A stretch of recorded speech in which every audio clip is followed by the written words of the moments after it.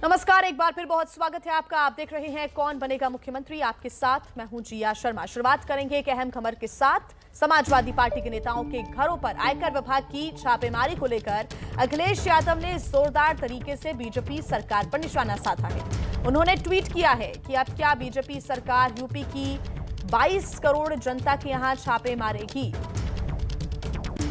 बड़ी खबर इस वक्त की आपको बता रही है। अखिलेश यादव ने ट्वीट किया है, बीजेपी का हार का डर जितना बढ़ता जाएगा, विपक्षियों पर छापों का दौर भी उतना बढ़ता जाएगा। फिर भी एसपी का रथ और हर कार्यक्रम बदस्तूर चलता जाएगा। ये अखिलेश यादव ने कुछ देर पहले ट्वीट करते हुए निशाना साधा है। इसके पहले रायबरेली में उन्होंने जब प्रेस कॉन्फ्रेंस की तब भी उन्होंने कई तरह के आरोप भी लगाए और कहा कि बीजेपी डर रही है और इसी वजह से आईटी की रेट बढ़ी है। इसके बाद कई एजेंसियां आएंगी उत्तर प्रदेश में, यह भी उन्होंने कहा है।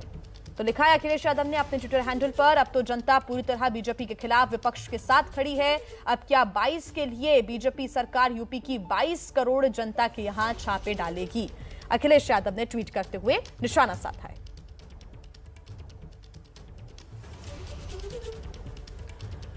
तो आज सुबह से ही छापामार कार्रवाई आयकर विभाग की चल रही है। समाजवादी पार्टी के नेताओं के घर ये छापामार कार्रवाई चल रही है। आइए 4 तस्वीरें आपको हम दिखाते हैं।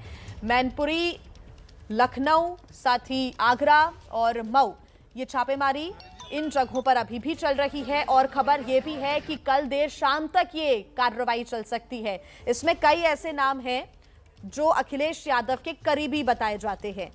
देखिए, राजीव राय, मनोज यादव, राहुल भसीन, जैनेंद्र यादव उर्फ नीटू, इनके घर पर अभी भी छापामार कार्रवाई चल रही है। हालांकि इसके बाद जब इसी से जुड़ा हुआ सवाल अखिलेश यादव से पूछा गया तो अखिलेश ने कहा कि अभी तो सिर्फ आयकर विभाग आया है। बीजेपी इतनी डर गई है कि अब और भी एजेंसियां उत्तर प्रदेश में आएंगी। बड़े बड़े नेता तो प्रचार करने आ ही जाएंगे, लेकिन सीबीआई और ईडी भी उत्तर प्रदेश आएगी।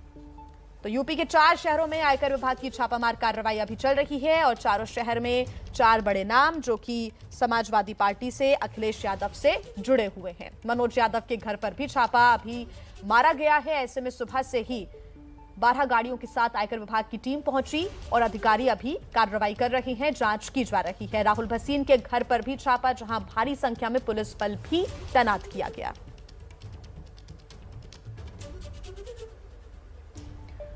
तो रायबरेली में चुनाव प्रचार का आज दूसरा दिन है अखिलेश यादव का, और इसके पहले उन्होंने प्रेस कॉन्फ्रेंस की। आयकर विभाग जो छापामार कार्रवाई उनके करीबियों पर कर रहा है, इससे जुड़ा हुआ जब सवाल पूछा गया तो उन्होंने क्या कहा, आपको सुनाते हैं। हर बार मैंने ये कहा कि उत्तर प्रदेश में जैसे जैसे भारतीय जनता पार्टी की हार और भारतीय जनता पार्टी को हार सताएगी, दिल्ली से बड़े बड़े नेता आएंगे। कोई नेता भारतीय जनता पार्टी का बड़ा बचेगा नहीं जो उत्तर प्रदेश में ना आए। और अभी तक इन्हीं का इंतजार था कि इनकम टैक्स कब आएगा डिपार्टमेंट। अभी तो इनकम टैक्स आया है, ईडी आएगा, सीबीआई आएगी, न जाने कौन कौन सी संस्थाएं आएंगी, अफवाहें फैलाई जाएंगी, साजिश की जाएंगे, षड्यंत्र की जाएंगे। लेकिन उसके बावजूद भी साइकिल की रफ्तार कम नहीं होगी, रथ की रफ्तार कम नहीं होगी और उत्तर प्रदेश से भारतीय जनता पार्टी का सफाया होना निश्चित है। वो जान गए हैं कि उत्तर प्रदेश से भारतीय जनता पार्टी खत्म, और इसीलिए उन्होंने इनकम टैक्स को भेजा है। और राजीव राय हमारी पार्टी के प्रवक्ता हैं, वो दिन रात समाजवादी पार्टी को मजबूत बनाने के लिए जहां जैसे काम कर सकते हैं कर रहे हैं। आज उनको भी छापा मार दिया। आखिरकार चुनाव से पहले ही क्यों, चुनाव से 1 महीना पहले क्यों नहीं? अगर कोई जानकारी थी उनके पास, जब कभी उन्होंने अपना सबमिट किया होगा, बैलेंस शीट या इनकम टैक्स दिया होगा, तब भी छापा मार सकते थे, तब भी नोटिस दे सकते थे, तब भी पूछताछ कर सकते थे।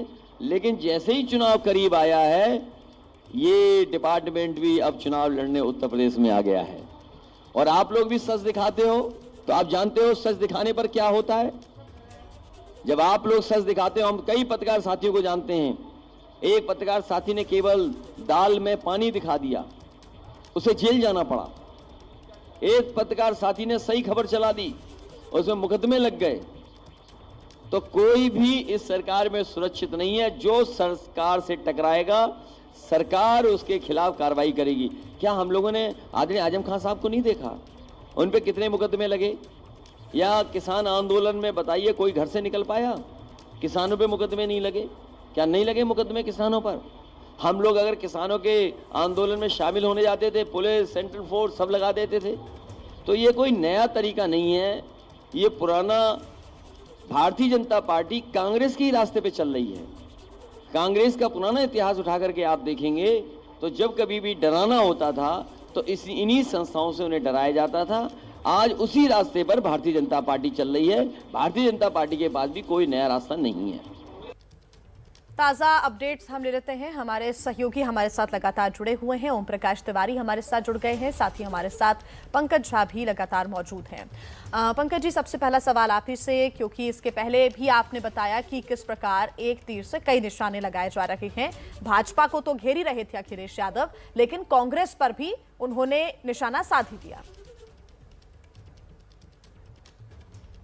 जी हाँ, बिल्कुल। और देखिए, रायबरेली वो सोनिया गांधी का गढ़ है जहां अखिलेश यादव अभी रथ यात्रा कर रहे हैं और बगल की अमेठी में राहुल और प्रियंका की जोड़ी भी है। लेकिन सबसे बड़ी चुनौती अभी अखिलेश यादव के सामने ये है कि ये जो इनकम टैक्स की छापेमारी हुई है, जिसमें राजीव राय जैसे पार्टी के नेता के यहाँ तो हुई ही है, लेकिन जैनेन्द्र यादव उर्फ नीटू और राहुल भसीन और मनोज यादव, ये तीन चेहरे और नाम हैं जो अखिलेश यादव के साथ उनका पारिवारिक रिश्ता रहा है, उनका करीबी बहुत रिश्ता रहा है। और ऐसा समझिए आप इसे मोटे तौर पर कि अगर इन तीनों तक इनकम टैक्स पहुंच गई है तो वो अखिलेश यादव तक भी पहुंच गई है।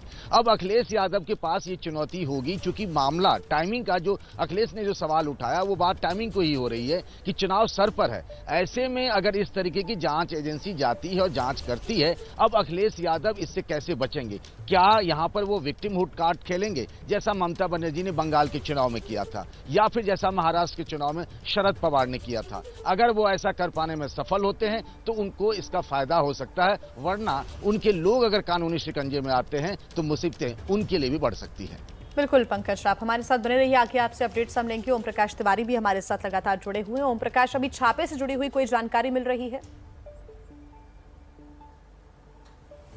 जी हाँ, मैं आपको बता दूं कि जिन 4-5 जगहों पे छापेमारी चल रही है, वहाँ पर उन लोगों के घर और कार्यालयों में जितने भी इलेक्ट्रॉनिक डिवाइस हैं, उन सारे इलेक्ट्रॉनिक डिवाइस को भी खंगाला जा रहा है। खासकर उन इलेक्ट्रॉनिक डिवाइस में जो इन लोगों के कोड्स हैं, जैसे कि किसी का पासवर्ड दिया हुआ है किसी चीज़ में, तो वो पासवर्ड्स पूछकर भी वो तमाम इलेक्ट्रॉनिक डिवाइस खोले जा रहे हैं।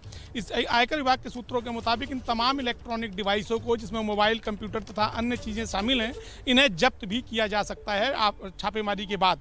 इसके बाद जो छापे की कार्रवाई है वो कल शाम तक चलने की संभावना है, क्योंकि इनके यहाँ छापे के दौरान कुछ ऐसी और चीज़ें भी मिल रही हैं जिससे छापे की जो जगह है कुछ और बढ़ भी सकती हैं आज शाम तक।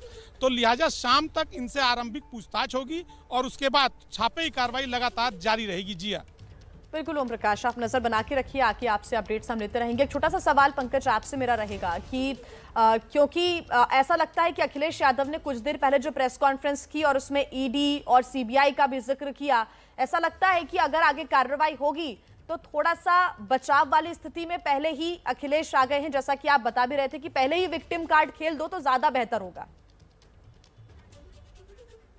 जी हाँ, बिल्कुल। उनकी कुल मिलाकर यही रणनीति है कि एक साथ वो कई मोर्चे पर लड़ते हुए दिख रहे हैं, कि उनको पता था, इससे पहले भी उन्होंने इस बात का जिक्र किया था। आज उन्होंने खुद कहा कि आज तो इनकम टैक्स आई है, ईडी भी आएगी, सीबीआई भी आएगी, अभी 4 चेहरे हैं, कुछ और चेहरों पर भी कानूनी शिकंजा कर सकता है। तो एक तरीके से अपने वोटरों को एड्रेस कर रहे हैं। वो ये दिखाने में तो कामयाब हो गए हैं कि बीजेपी का सीधा मुकाबला जो है वो समाजवादी पार्टी से है। लेकिन अगर इस तरीके की चीजें आ रही है, छापेमारी हो रही, तो इससे बचकर निकलकर उसको अपने वोट में तब्दील करने की जो रणनीति है उस पर अखिलेश यादव काम करते हुए दिख रहे हैं। बिल्कुल पंकज, बहुत धन्यवाद आपका।